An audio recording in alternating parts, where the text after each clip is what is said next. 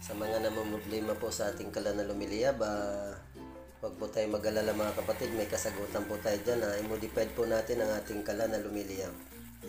Tara, samahan nyo po ako kung paano ko po ginawa.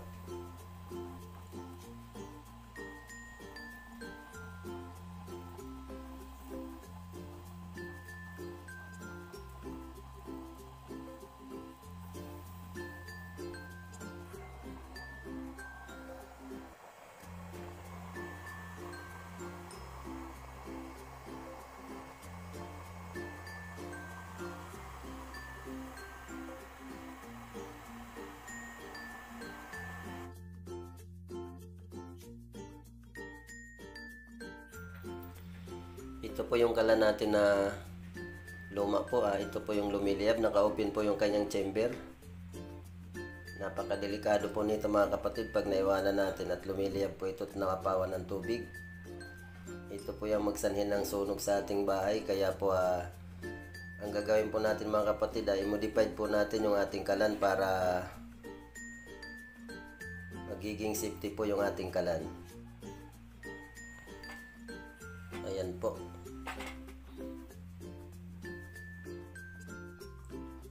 Unang-una po, ito po yung kanyang tangkit. Tanggalin po muna natin.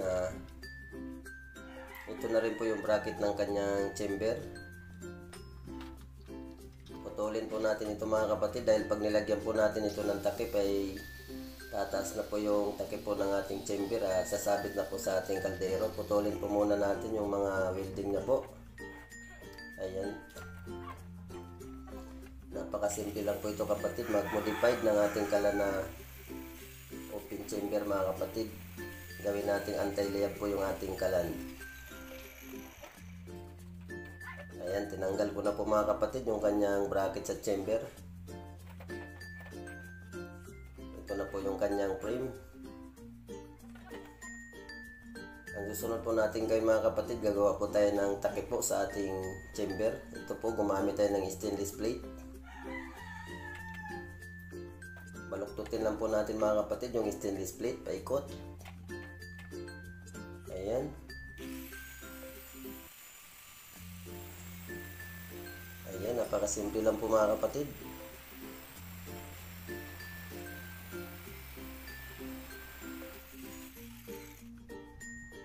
Ito na po, talian po natin ng GI wire para hindi tayo mahirapan mag-welding mga kapatid sa stainless plate na paikot.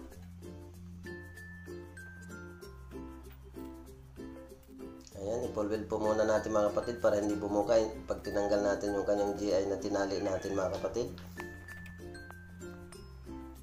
Ito na po, na-welding na po natin.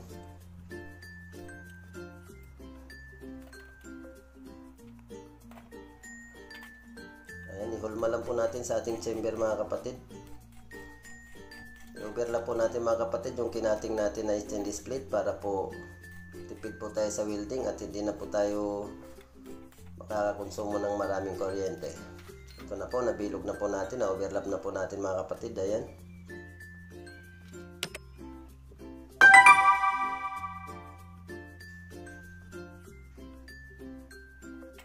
Ito na po yung itsura ng ating takip. Isasunod naman po natin mga kapatid yung pinaka-ring ng ating bracket sa kalan cover. Ayan po, nagbilog po tayo. Isa po itong stainless, matibay po ito, hindi ito basta-basta malusaw. Ayan. Pabrikit po natin para hindi po siya bumuka.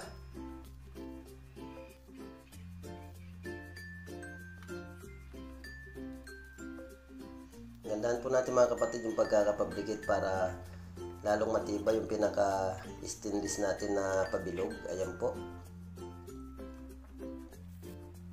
Ayan, i-full-weld lang po natin mga kapatid. Ito po yung patungan ng ating pinaka-umbrella po ng ating chamber cover. Ito na po.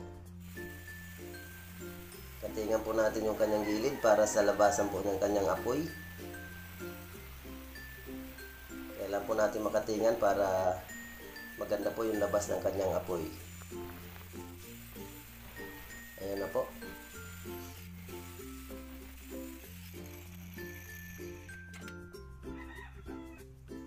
Ito na po, nakating na po natin ang tatlo. Nahati natin ang tatlo. Dito po dadaan yung kanyang apoy. Isunod naman po natin mga kapatid yung pinaka-umbrella niya po. Para in case na umapaw yung tubig ay sasaluhin lang po ng kanyang umbrella. Ayan, gandahan po natin ang pabrikit sa gilid para hindi po basta-basta matanggal at hindi basta-basta malusaw mga kapatid.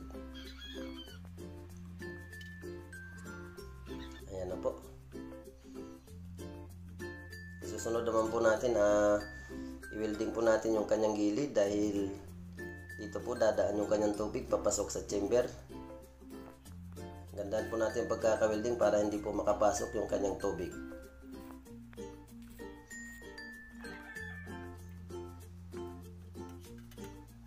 Ito na po, napabrikit na po natin yung kanyang gilid. Ito po yung nagpipigil sa tubig po na dumadaloy po in case po na umapaw yung kanyang tubig. Ito na po yung stainless plate na ilagay natin sa gilid para yung pressure ng apoy mga kapatid ay iaangat na lang po dahil sa stainless po na ito. Baluktutin lang po natin mga kapatid yung kanyang stainless plate. I-full weld po natin para hindi basta-basta matanggal. Ayan. Mixer lang natin mga kapatid. Maganda po yung pagkaka-full weld para matibay po ang ating chamber cover.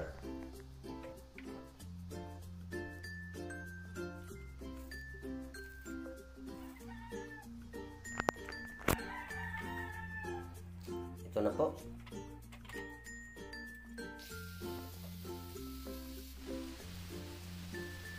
Putulin na rin po natin yung kanyang sobra para sakto lang po sa ating chamber cover anti-liap. Ayan na po, i-full weld po natin ng maayos. Pukpukin natin para pumantay po yung kanyang bilog.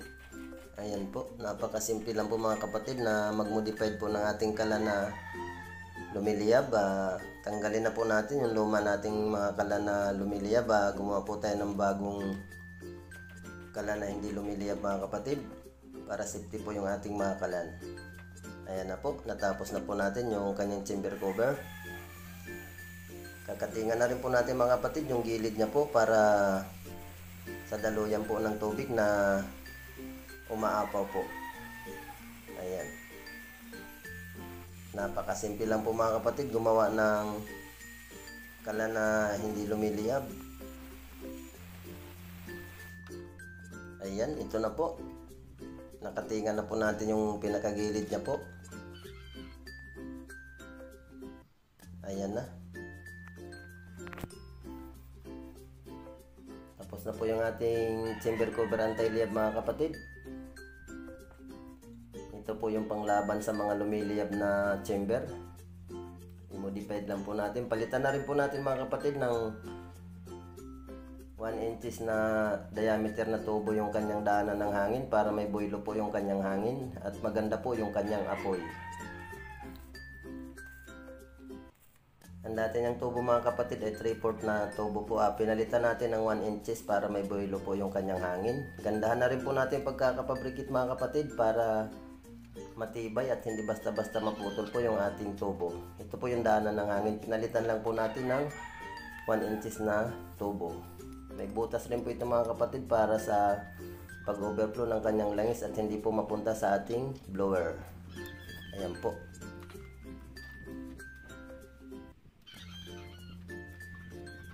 Ito na po yung kanyang frame.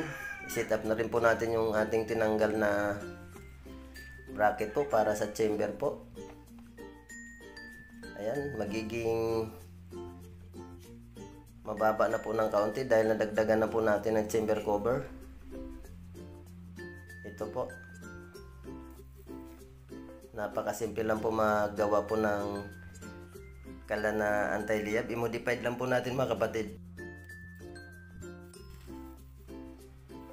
I-full weld na rin po natin mga kapatid para lalong tumibay po yung ating bracket po sa ating chamber. Ayan.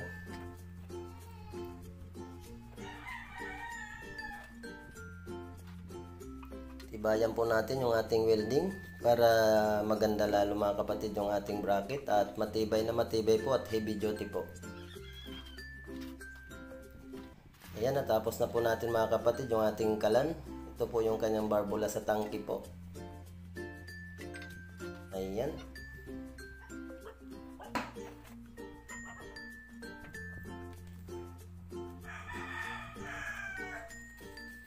Pagandahin pa po natin mga kapatid yung pagka-welding po ng ating mga bracket para lalong tumibay po yung ating kalan.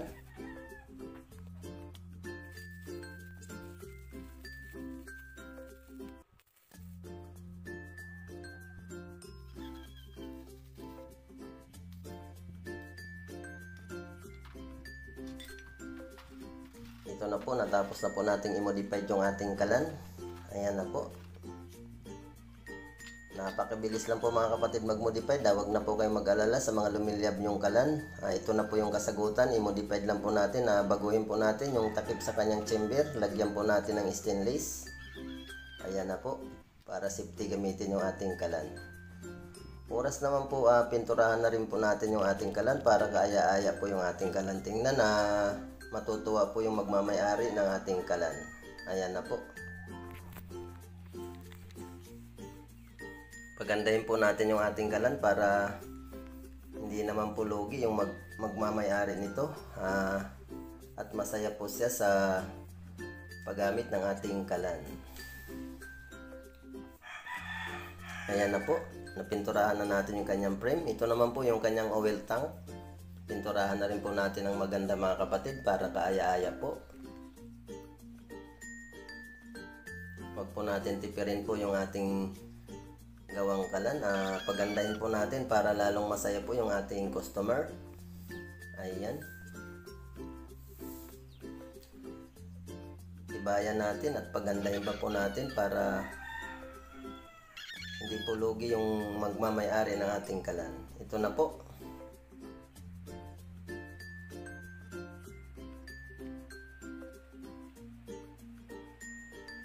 Ito na po yung ating gawa. Napakadali lang po mga kapatid mag-modified ng kalan. Ito po yung kanyang blower speed controller mga kapatid. Ayan po. Ito na rin po yung kalan blower natin mga kapatid. Ito po yung sabitan ng ating alambre po para hindi po pakalat-kalat po yung ating alambre sa blower. Ayan.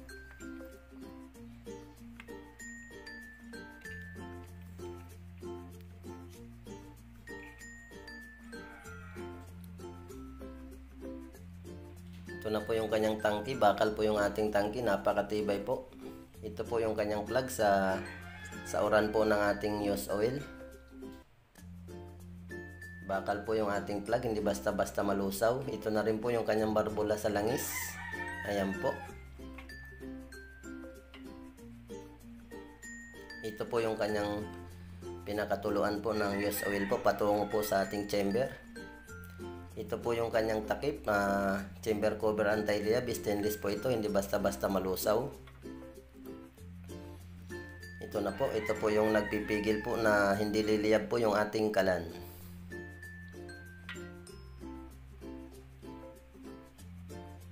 Ito po yung kanyang burner. Ito po yung mga sukat po at saka ginamit nating rail bit. Sundan nyo lang po ito mga kapatid at maganda po yung kalabasan po ng inyong apoy. Matulis po yung ginamit nating burner mga kapatid. Ito po yung kanyang luglog. Carbon breaker po ito mga kapatid. In case na humina yung kanyang apoy, galawin nyo lang po ito para lumakas po yung kanyang apoy. Ayan. Ibalik na po natin mga kapatid. Subukan po natin kung talagang okay po ba yung kanyang apoy. Ito po yung kanyang frame. Ang size niya po ay 10 inches square po. 10 by 10 po yung kanyang frame. Maliit lang po yung ating frame. Pwede po sa mga maliliit lang po na espasyo. Tipid po tayo sa espasyo mga kapatid. Ayan.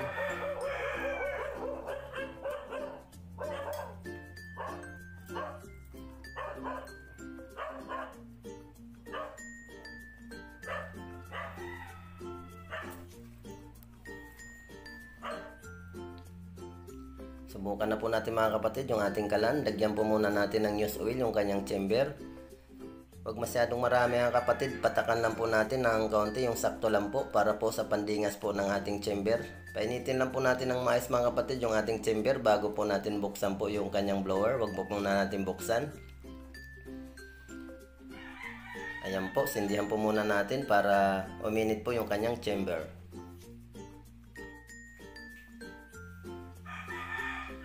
Ito na po, ilagay na rin po natin yung used oil po sa tangki po ng ating kalan. Pwede tayo gumamit mga kapatid ng pinagprituhan po natin sa bahay. Kung marami po kayong pinagprituhan, ihalo lang po natin sa used oil po. Ayan.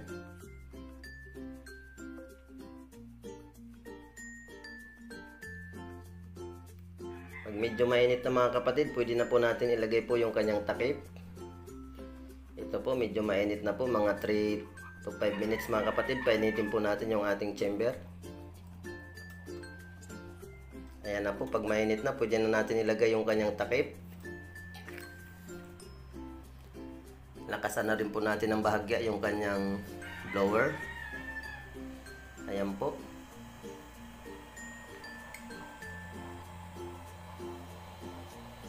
Ito na po yung kanyang apoy, lumalabas na po sa kanyang chamber cover. Iksan na rin po natin mga kapatid yung kanyang used oil. Patak-patak lang po para hindi basta-basta malunod yung ating kalan. At maganda po yung kanyang pagkasindi po. Subukan po nating lutuan ng mais. Ito na po. Ang bilis po. Halos kukulo na po kaagad. Napakaganda po ng kanyang apoy at malakas po yung kanyang pressure at saka init po.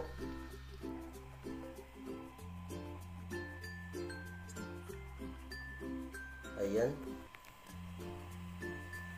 Ganun lang po kadali mag-modified ng ating kalan na lumiliyab. Lagyan lang po natin ng takip po yung kanyang chamber. Ayan na po, kulong-kulo na po yung ating nilagang mais.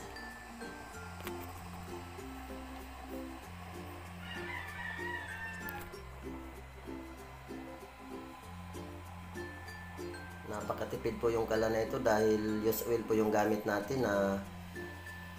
Nakakatipid po tayo sa panggatong.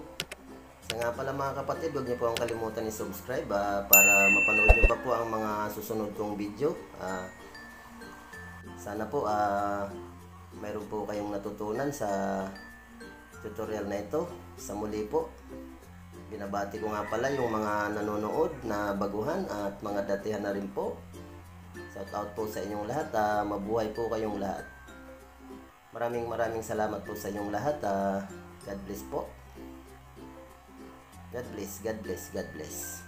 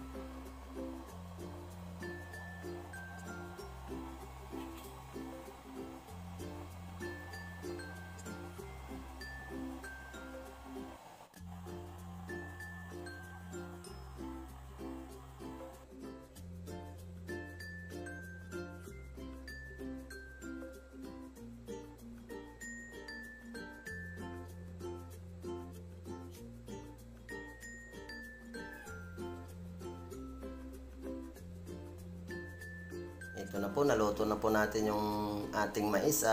Papakita ko naman po sa inyo kung paano po buhusan ng tubig na hindi lumiliyab mga kapatid yung ating kalan. Ayan na po, hindi po sa lumiliyab mga kapatid kahit binuhusan natin ng tubig. Di katulad nung una po na itsura niya po ay lumiliyab po yung kanyang chamber. Ito po hindi na po lumiliyab, napaka-safety po ng ating kalan. Ayan na po.